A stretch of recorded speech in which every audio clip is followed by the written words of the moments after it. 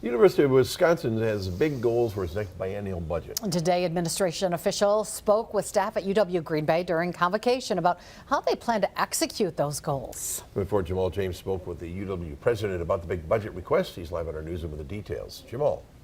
Wisconsin is among the bottom 10 states in terms of public funding. Our border states, by comparison, are all in the top 10, according to UW President Jay Rothman. He wants that number raised to be in the middle of the national ranking, which would require an additional $457 million annually.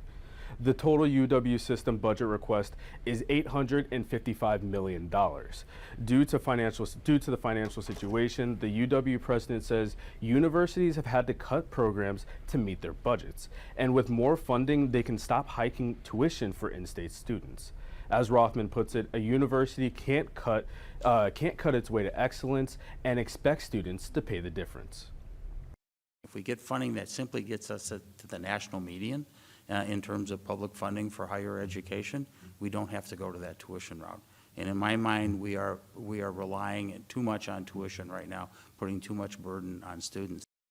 The budget was approved by the Board of Regents back in June. The next step is an approval from the Wisconsin Department of Administration. Bill and Cammie.